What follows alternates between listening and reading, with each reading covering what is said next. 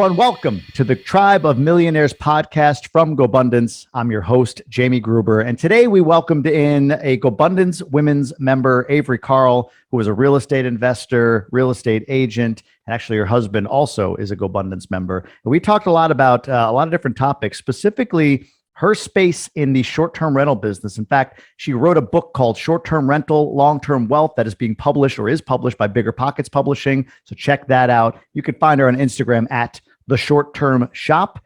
She talks a lot about why that space is so important to her and really niches down to where she invests specifically in short-term rentals. You'll learn her sort of perfect market or perfect type of asset to invest in. We talk about partnering with your husband or partnering with your spouse generally and what lessons she's learned from that and even where they might be if not for one another at this point in their lives. That and so much more in this incredible episode with Avery. Check it out. Be sure to like, subscribe, comment. Let us know what you think about this episode with Avery Carl.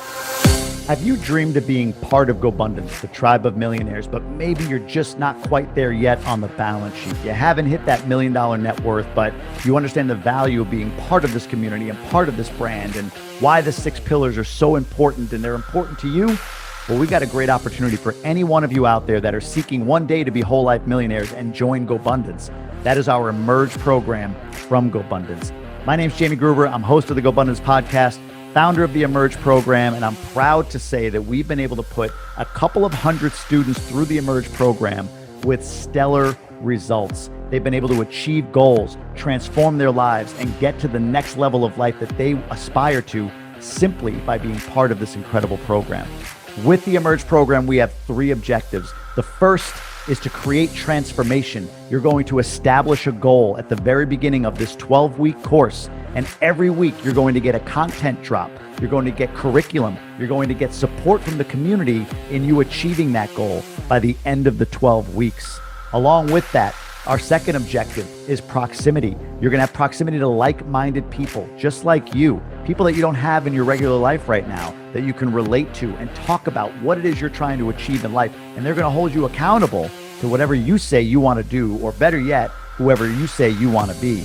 With proximity also comes the GoBundance community. Every Tuesday evening, we bring in a GoBundance member and we Q&A them in our Millionaire Case Study segment. Right before that, you get to hang out with your fellow Emerge members on Tuesday evening. And Thursday morning, Diego Corzo comes live to you to teach you about different areas of being a whole life millionaire.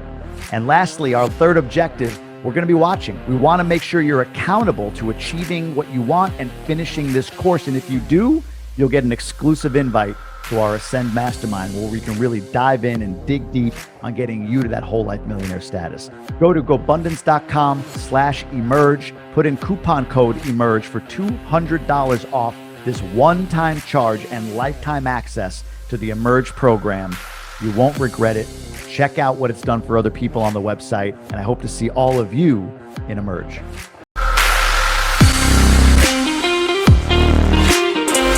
Avery, welcome. Glad to have you. Thank you so much for having me.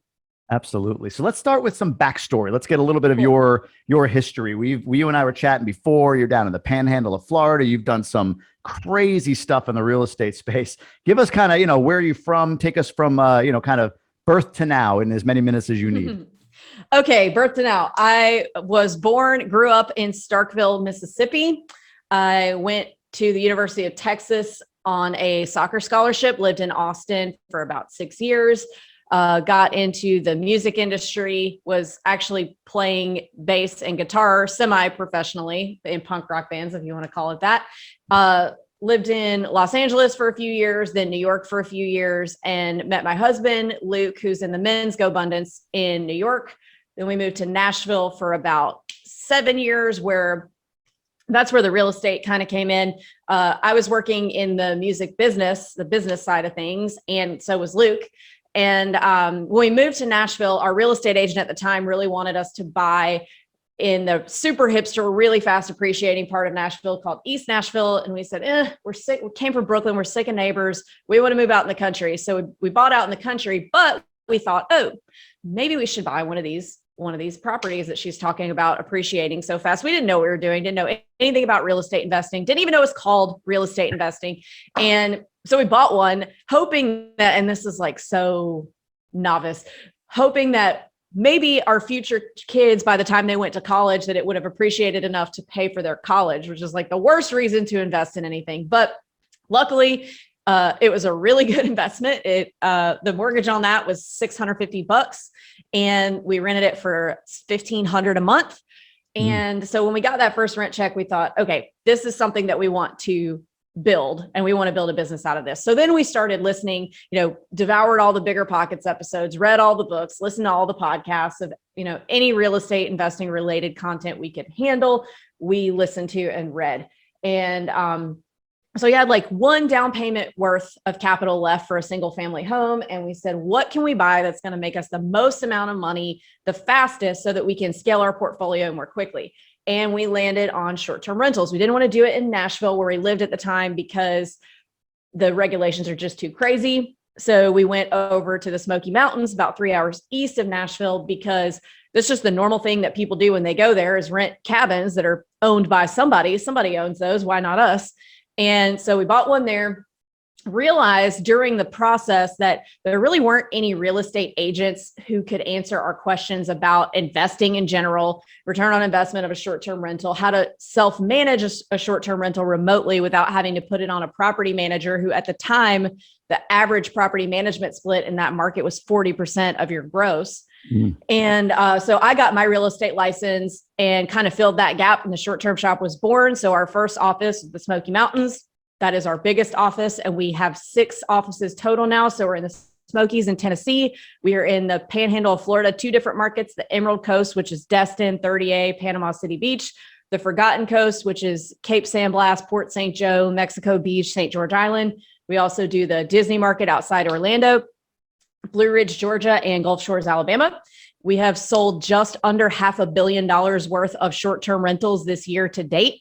So we help a lot of investors buy short-term rentals, and we also train them on how to self-manage them remotely so that they can also kind of continue down the path that we started. We have 96 doors now, and we were able to scale that so quickly because we bought a lot of short-term rentals towards the beginning of our investment career, and they just cash flow so much heavier that we were able to scale into 96 doors much more quickly than if we would have started with traditional long-term rentals. I love the integration mindset, right? Like everything you did, you kind of had your core, like your property, and then it was like, well, let's build an agency around this. Let's train people that we sell, these properties to, on how to run short-term rentals. Like, you build these spokes off of the hub, so to speak. That's just a brilliant mindset. And 500 million, just for those that are listening, it's September 2nd, 2021, depending on when you listen to this podcast. When she says year to date, there's a lot of year left to go. So good for you. What an amazing business you built. Thank you. I'm curious real quick. I want to start with a question specific to your strategy, those parts of the country that you're investing in. But then I want to go back to a few things in your past. But real quick, This triggered, how do you analyze which markets you're going to invest in? You mentioned all these coastal sort of markets. Is it as simple as that, destinations, or do you have something a bit more granular? It is as simple as that, but I also have something a bit more granular. So there are 3 types of markets that you can buy short-term rentals. There's metro markets like Nashville, Austin, New York, obvious. There are big fly-to vacation markets, so places like Aspen, Hawaii. And then there are regional drivable vacation rental markets like the Smokies or the Panhandle of Florida, or like if you are in California, probably Big Bear, places like that. Yeah. I focus specifically on the regional drivable markets, because in most markets like that, so beach markets, mountain markets, national park markets, lakes, these are areas that short-term rentals have been around for decades and decades, like way before Airbnb, even before the internet. In a lot of cases, like the Smoky Mountains, people have been renting properties on an overnight basis since the 70s. In the Panhandle of Florida, like Destin area, my grandmother used to come down here and rent properties in the 40s. So investors own these properties. So these are places that the regulations are very, very established. The cities and counties figured out how to monetize it with a small occupancy tax decades ago. So these aren't areas that you're running into a lot of the anti-short-term rental regulations that everybody's read about in metro markets. And they're also areas that the tourism is very well established and very trackable. And they're also areas that are very recession resistant. So like in 2008, people couldn't afford to fly to Mexico to go to the beach or fly to Aspen to go to have a mountain vacation. But what they could do is drive to Panama City or drive to the Smoky Mountains. They could afford that. These are affordable vacations too. And then when you look at COVID last year, these are areas that, people were dying to get out of their houses, but they didn't want to go to big metro areas. They didn't want to get on planes because they didn't want to get sick. So what they would do is stay in control of their own environment and drive to a weekend place, 5 to 8 hours from where they live, and stay in a short-term rental. So we focus on the regional drivable markets. I know plenty of people that invest in like Hawaii or metro markets that are doing really well, but we focused on the regional drivable for those reasons. That's amazing. That's amazing. And I was thinking, as you were saying it, I was like, I remember that period of COVID. I remember that period of COVID where people wanted to get away, but you couldn't fly. And I have a lot of friends that drove from, you say regional, like Kentucky to Florida, right? To get into an Airbnb. That's a little probably further than you even anticipate, but people were willing to do it. It was close enough, whatever that is, 8, 10, 12 hours for that matter. But no, that's incredible. I love that. I want to go back real quick because I counted this up. Let's see. I got Mississippi, Texas, Los Angeles, New York, Tennessee, Florida. Did I miss any places that you've lived? No. Okay. That's it. So I think it's important. That's 6 different places that you've lived. You obviously, have the, you don't have an issue with kind of jumping to where you got to go. I find that is an interesting mindset. I share that. I'm a New York guy to Boston. I moved all around New York to Boston, to Michigan, and whatever. We'll move again at some point, I'm sure. But what is it? What's the mindset there? Like, why did you move? And what advice do you give people that might be, hey, I've always lived in, Baltimore. Like, I've always lived in this place. Like, I can't just uproot and go. But they have this sort of sense that maybe it's the right thing to do, but struggle with that leap. Any advice you'd give in your, 6 leaps, I guess you could say, for people that maybe thinking about being mobile, but, are just sort of afraid to be, if that makes sense? I would say, I think people just get comfortable. I have a pretty healthy sense of adventure. Like, every time I've moved, with the exception of from Nashville to Florida, because I was married, I moved to these places with not really knowing anybody. I was just like, you know what? I've done Austin for 6 years and I'm kind of like in a lull here. Let's go to LA and see what happens. And then I actually kind of decided to move places based on where I had the most gigs playing guitar or bass. So I got a really good gig in New York. So moved from Los Angeles, or there was a Los Angeles back to Austin period, and then New York. So I really like to go. It kind of drives my husband nuts because he's like, oh, looks like mom's ready to go somewhere. Everybody get packed up. And he makes jokes that I'm going to make them move again sometime, but I'm not. The kids have to be, they need to stay where they are now that they're in school. But you just kind of have to pull the trigger and adventure and just be comfortable being uncomfortable. Get out of your comfort zone and go see some stuff. So let me ask you this then. You've achieved quite a bit. You've had a lot of financial success. You've had a lot of career success, and things that you touch are seemingly turning to gold at this point, which is great. And you and your husband are very much aligned on all of this, which is an amazing superpower, right? We've talked about this in the GoBundance Emerge group quite a bit lately, about being comfortable, getting uncomfortable, and the idea that in order to go to the next level, you're going to have to embrace the fact that you're going to be uncomfortable, and you're probably going to suck at whatever that next thing is. You mentioned it. I don't know if it was before we recorded or during, like, as a novice investor, like, we didn't know what cash flow was. We didn't know anything. We just kind of did it, but you did it. And, you grew into now being an expert in one particular area, specifically with short-term rental. So I guess my question is, where do you need to get uncomfortable next in any area of your life? For me, I am going to say I need to get a little more comfortable with letting the systems run themselves and kind of, taking a step back and running the systems and not having to, have my hands in every single thing. Because the point of systems is so that you can take a step back and you can delegate. And I need to work on that aspect of things. Same. Nah, I'm with you on that. I know, right? It's never, no, if I just touch it a little bit, it'll be better. I know. Control. No, let me just do it. Yeah. You mentioned the music business. What were you played, obviously you said semi-professionally, but you said you and your husband, I think, met in New York and maybe both were in the music business, if I tracked that right. Apologies if I didn't. What was the music business that you were in at that point? What were you doing in the music business? So at that point, I was still playing and bartending to supplement that. And my husband was and still is a classic rock DJ on SiriusXM. Oh, nice. Okay. Yeah. Is there anything that you've taken from that period of your life, this time that you were jumping around, that you were in the music business, that you've applied to the business that you're in today? Or is it just completely separate and distinct? Any lessons, any little things you picked up along the way that sort of are relevant in the real estate business for you?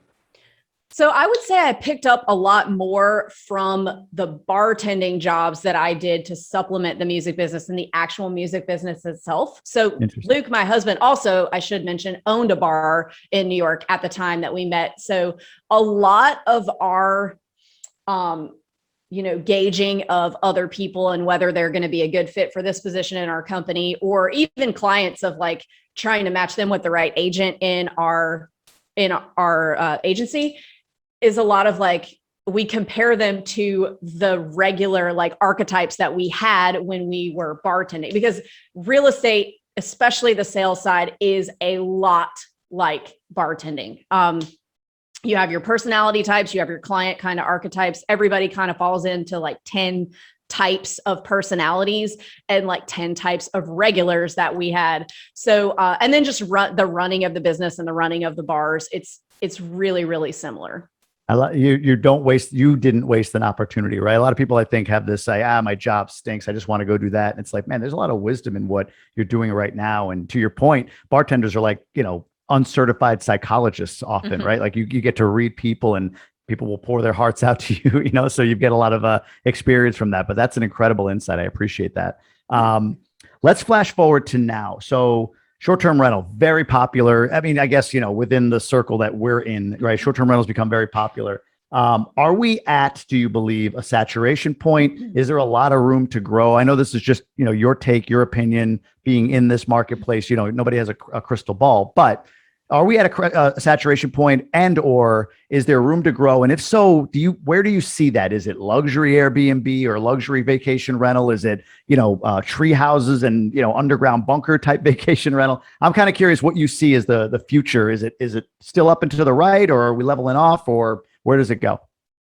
Well, I will take this opportunity to plug my book that is coming out on Bigger Pockets Publishing in 3 weeks, called Short-Term Rental, Long-Term Wealth. And I talk quite a bit about that. I didn't know that. Congrats. That's amazing. Yeah. So, but what I'll say is this. So I think there's still a lot of room to grow without having to get off in the weeds with the tree houses and the yurts and all that. That stuff kind of makes me a little crazy. There's still, especially in the regional drivable markets that we've talked about, a lot of these are still really small towns, and the vast majority of the inventory, the short-term rental inventory in these markets, is still on a traditional property management company. Most of the local property management companies in these markets do not use Airbnb and Vrbo, because these people, these companies have been around for 30, 40 years, some of them. So they see this as a threat and something that is taking away market share from them. So they won't use it. So because of that, their rental history is like really not that great. And so all of that inventory that is out there as a short-term rental, but is not necessarily being used as an investment, because if you've got it on a local property manager, you're probably not cash flowing much. You may be breaking even or worse. So there's all that inventory out there that is just owned by people who want to have a vacation home, that just put it on these local property managers to pay for itself. So especially in the vacation markets, there's still plenty of room for the investors to come in and make money, because these short-term rentals are out there. They exist. You're not bringing on a bunch of inventory that wasn't already a short-term rental. It's just changing hands. So I don't think it's necessarily a saturation at all. I think there's plenty of room to grow before you get off into the weeds with the tiny homes and the whatever. I think there's still plenty of room. So don't go buy up every place in Joshua Tree just yet. We don't need to do that just yet. Okay, yeah. So the book's coming out. Again, the name of the book again, I'm sorry. Short-term rental, long-term wealth. Short-term rental, long-term wealth. Great title, by the way. Thank you. What is it that's separate, aside from your strategy of drivable coastal markets, as you mentioned, which again served you really well in COVID, as we talked about? What is it that makes maybe you or any short-term rental host unique? And I want to qualify it above and beyond like being kind of is there anything like besides being responsive and sort of the blocking and tackling, is there anything that you, maybe it's something in the book that you even want to just sort of like, plug a little bit here, but is there anything that you do or you know of or that you suggest that people do to stand out in the short-term rental market besides being a very good host, if that makes sense? Yeah. So if you're buying in the right market, you don't have to like turn the house into a spaceship that blasts off 6 times a week. As long as it is in line with what the tourists in the market have come to expect, like in the mountains, you want it to be a cabin, beach, colorful beach house, condo, that kind of stuff. So as long as it's really clean and cute and nice and photographs well, I typically only buy in areas where you would have to be trying really hard, like to screw it up to not get rented. So you don't have to go nuts. I think the pitfall is kind of in the over improvement because it's really exciting to buy short-term rentals. So we own quite a few multis and like single families and duplexes, and buying a 12-unit C-class property is not sexy, but buying a short-term rental where you're getting to buy something in this cool location and you can see yourself, spending weekends there or spending holidays there, it's really easy to get too excited about it and want to do all these crazy things to make it so cool when you really don't have to spend that money. So the real danger, I think, is in the over improvement. That makes sense. Interesting. I can't wait for the book to come out. We'll definitely put it in the show notes, and best of luck. It'll do great. I mean, to get us accepted by BP Publishing, it's a quality book. So again, congratulations to you, and that's incredible. I want to talk about you and your husband. You mentioned he's in the GoBundance Men's Tribe. You're in the GoBundance Women's Tribe. You met. You have that kind of the music industry tie-in, and you're very much aligned, it seems, on the path to wealth generation, passive income, whatever it might be, horizontal income, so on and so forth. For couples out there, that might be listening, or guys or gals that are listening and saying, man, I'm on this path, my spouse isn't quite along with me. Is there, I don't know, any advice on enrollment, if that's the right word? Is it simply having aligned values when you meet? Is it open communication between the two of you as you go? Any tips or advice or thoughts relationally that you could give or that have worked for you with you and your husband being so aligned on this path? I think it's definitely, and that's a really good question because everybody's relationship is going to be different. Yeah. But I think it's definitely a mindset thing and marrying someone who has the same mindset as you, because we both, like Luke, I mean, he's really impressive. Anything he has ever tried to do, even if it was stupid, has made at least 6 figures. He's been able to turn it into a 6-figure business. So, I mean, he owned a bar in New York by the time he was 25 years old. That's amazing. Even though, when we met, we weren't necessarily either of us doing the thing that we were going to do forever. We both had the mindset of, we want to do more. We want to build things. We want to, do more things. So I think it's really more in finding somebody who has that mindset. And I always found that really attractive about him when we first met, that like, wow, he is really like, I'm really, really book educated, but he like can start any business and just be successful. So I, at the time that we met and started dating, admired that about him. So there was never, when we found a way, which was real estate, to really start building some wealth and building things for our family, there wasn't ever a conversation that had to be had. We were just on the same page because we both saw the opportunity, because we had the same mindset. And it was like, hey, do you want to buy one of these houses? Yeah, I think I do. Let's try this. Let's spend every last dollar that we have and every dollar that we don't have on trying this. And we did, and it worked. So it's really more of trying to make sure you have the same mindset up front. And I don't really have any advice on, trying to get the other spouse to agree to it when they're nervous about it or whatever, because that's just hasn't been my experience.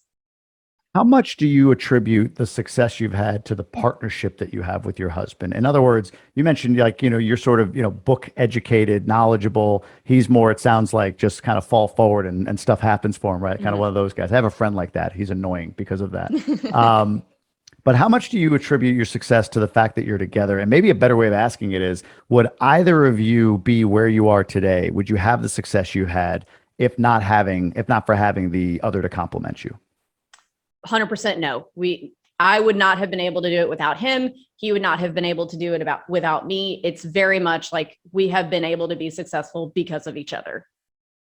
Very good. No, it's good. I like that. That's a very strong relationship. I'm glad we're highlighting this as part of the discussion. So great. Let's jump over to the one sheet sort of questions here. We're going to go pillar by pillar and just talk about a little bit in each. If you're ready. Sure. We're going to dive in. So let's start with horizontal income. You mentioned the 96 units. You mentioned the short-term rental business, the agency, the training. Just if you combine the 96 into one stream, just generally, how many lines of income do you think you have coming in right now from the various businesses that you and your husband have? So we have the real estate sales, the real estate investment. I have a title company, and we also have a mortgage company. So I would say that's 4 streams. Nice. That's incredible. Awesome. And what about percentage of net worth that you would say is real estate or real estate related? How much of your net worth or percentage of your net worth would you say is directly tied to real estate? 100%. All of it. Yeah. Makes sense. Well, the mortgage company, I'm sure its value, the title company, its value, it's all real estate related, correct? So right. Yeah. Tied in. Yeah, that makes sense. All right. Gotcha. From an age-defying health perspective, we talked about this at the jump, and I did this with Manny McAllister. Are you willing to share how far off goal weight you might be, as opposed to what I would ask one of the guys, how much do you weigh? Yeah. I am a cool 20 pounds off of goal weight. I had 2 babies in 2 years and wrote a book during that, and I have no problem admitting that is not where it needs to be. Isn't this where I'm supposed to say that sounds like an excuse? Yep. And it is an excuse. It's not an excuse. I'm completely kidding. 2 babies. How old are the babies now? One just turned 3. The other one turns 1 next month. Unbelievable. Wow. That's incredible. But no, that makes perfect sense. Yes. You have full ability to have an excuse. So give me an idea of exercise, diet. What do you do for that? Anything specific, anything special? So running for me is really just what has always worked the best. I enjoy it. I can also, it's a little bit of alone time. I can listen to a podcast. That's always, I've done lots of other types of exercise. Being a college athlete, I'm like super experienced with weightlifting and other types of things, but I always find myself coming back to the running just because it works the best in the least amount of time, and it just feels the best. So running for me. And as far as diet, so I enjoy food, and we live in an area where the best seafood you can possibly get. So I just try to intermittent fasting works really well for me. I do that. And then I just kind of I don't adhere to any specific diet other than the intermittent fasting, but I just kind of try to watch the carbs and watch the sugar. But on Saturdays we're like, oh, it's our eating day. We can get whatever we want, whether it's pizza or, my daughter's favorite thing, which is an expensive habit as a 3-year-old, is crab legs, she calls crab legs. So, wow. Crab legs. That's cool. Every weekend we got to get those. So I try to, make sure we can enjoy our food and not feel punished by it. But intermittent fasting is the way to go for me. I'm curious, what's your fasting schedule when you do it? Is it a whole day or? I do the 6 p.m. to noon the next day. So basically I skip breakfast. I actually find that I do the same. I find that, especially when you get over the initial hump of like, oh, I feel so hungry. It's actually like refreshing just to let it all, like your body process whatever and not have anything in it. I don't know. I feel lighter, Yeah. So that's the goal, sense. Right? Absolutely. Good point. Yeah. All right. Authentic relationships. We talked about your family. How about life happiness? Where would you peg your life happiness index and maybe one area that you're working on right now? I would say 7.5. Working on that, the health one. Also, the bucket list is actually going pretty well. We do some trips and stuff. I'm really bad about getting out there and actually just like making friends because we're so busy with the kids and the business and everything. And then I'm like, wait a minute, we don't have any friends. So yeah. I need to work on that this year, like get out there and make some friends. Because we also just moved here about a year ago during COVID. So, what can you do? Sense. Yeah. Are you around? Are there any, either on the men's or women's side, any folks around you close by, GoBundance men or women?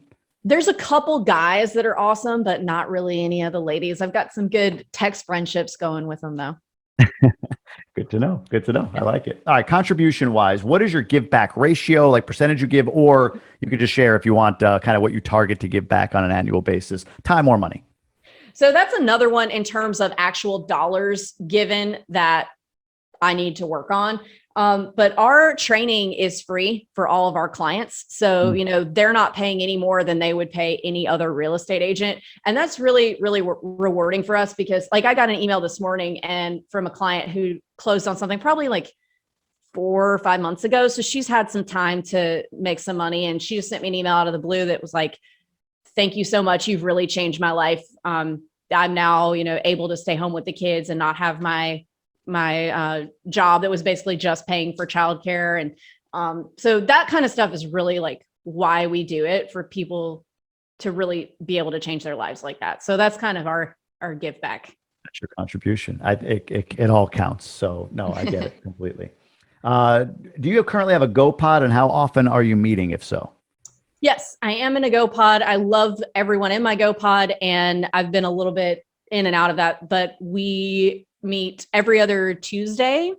Okay. Any topics right now that are, or recently that have been sort of burning, something that's coming up a lot more than maybe some other things? We've been going through each other's one sheets, like one person for each. And then we just kind of like catch up with everybody. We don't have like a specific topic that we talk. We used to have it be more structured, but then we were like, why are we doing this? We just like to talk to each other and like sit in front of the computer for an hour and chit chat with other women with similar goals and mindsets. So we just kind of hang out. It's funny. Mine ebbs and flows. Yeah, I've been with the same guys for coming up on 3 years, and we started structured, and then we would get to where it's, to your point, like it's just nice to have this conversation. Like we just don't have it kind of day to day where we can just sort of be vulnerable and talk and just sort of open forum. And then we get back into structure because we have something we want to push each other on. And we've gone through that whole iteration once more recently. We've kind of gotten loose and we're more having conversation, and we just decided like, big ramp up through year end. One sheets are coming fast. We're going to roll. So yeah, you're around long enough with one another. You kind of, you get the, you have different seasons, if you will. So yeah. All right, let's talk about adventures. You mentioned that you're feeling pretty good about this. So what maybe is a recent adventure that you took that is memorable and one that you're planning on taking? So we bought a motorhome this year, and actually we bought 2. We bought one, took a great trip in it to Jackson Hole and back. And then we were like, oh, this is why they told us we would probably wish we would have gotten the diesel. So we upgraded it to a diesel. And so we were gone for about a month. We drove from the panhandle of Florida up through Wyoming, Montana, and came back. And we are probably going to do that again next summer. We decided, my husband grew up. So moving to this area of Florida is kind of like my bucket list, because I grew up coming to this beach. We have beautiful beaches. I'm on an area called 30A. But Luke's dream is he used to go he's from Nebraska, and he used to go fishing with his grandfather in Wyoming. So his dream is a ranch in Wyoming. So we got to go scout some ranches. But the motorhome has been awesome because we've stopped at so many cool national parks and cool things for the kids. And our daughter, she was 2 when we went. She just died. She loved Dinosaur National Park, Carlsbad Cavern. She lost her mind. It's just so fun to see the kids enjoying stuff like that. So I think we're going to probably take it to Key West over Christmas break and, do just more fun stuff like that. You should get one that floats. It might be a quicker ride, right? Just kind of go down the coast. Yeah, we just cut right across. Yeah, exactly. That's cool. Making incredible memories with your kids early, and you'll continue to do that, which is incredible. As far as I have to ask this, because I don't understand it. The diesel, what can you explain that? I have no idea what that means. Okay. Yeah. So gas motorhomes are much cheaper than the diesel motorhomes. The problem with the gas is when you get out west and into the mountains, is the engine is just not that strong. The diesel engines are stronger because, they're like 18-wheeler engines to get you up and down hills. And the gas just did not do that. And then also we got kind of an entry level motorhome that didn't have the suspension wasn't as good. So everything was shaking, and it would like shake the kids' TV off the wall. And so we just kind of learned they told us when we bought it, they said, you're going to want this other one, but it was just, we didn't even know if we would like it. So we went with the entry level gas, and then we get halfway out there and we're like, damn it, we should have got the bigger one. And so we traded in, we got back. It's so funny. Like no matter what, you always are thinking, yeah, like I've had that lesson a million times. Whatever it is, a TV, this one's $300, but why would I spend for the $1,500 one? Well, the $300 one, we put for the kids to play or whatever, like with, I forget the Roku but it's slow as anything. It doesn't even pick up the Wi-Fi. It's just spend the money on certain things, right? Like, toys, go to the dollar store, like little knickknacks for kids to play with. They'll lose them in 30 seconds. Fine. But to your point, I have that lesson all the time. Like, get the RV that makes the most sense. If you're going to do it, kind of go for it. But it is hard to keep that in mind. Very cool. Well, let's dive into our final question, which comes from the GoBundance card game. We got the 5 of hearts for you. Means nothing. Okay. What's the biggest loss you have ever had on an investment? I wouldn't say we've had a loss, but we have had like situations where we're like, we shouldn't have sold that. And we've had probably 2 properties that we've sold that were like, why did we do that? Why did we do that? So we haven't actually lost any money on anything yet. I'm sure it is coming, but haven't had any like investments that have gone sideways or anything like that. Got it. Hey, good for you. And to your point, maybe not quite the upside that you were expecting. So, we've all had those lessons as well. Avery, thank you so much for your time today. One more time, where can people learn about you and also tell us more about the book, name, when it's coming out, anything you want to share there? Okay. So the book is Short-Term Rental, Long-Term Wealth. You can find it at biggerpockets.com/store, or I think the audiobook will be released on Amazon, and they're both out September 23rd. You can find me, my real estate sales website is theshorttermshop.com. My email is right there on the front page. And then our mortgage website, which is an investor focused mortgage shop. It's called The Mortgage Shop, is mortgageshop.co, and definitely worth checking out because we've got a lot of really great products under one roof.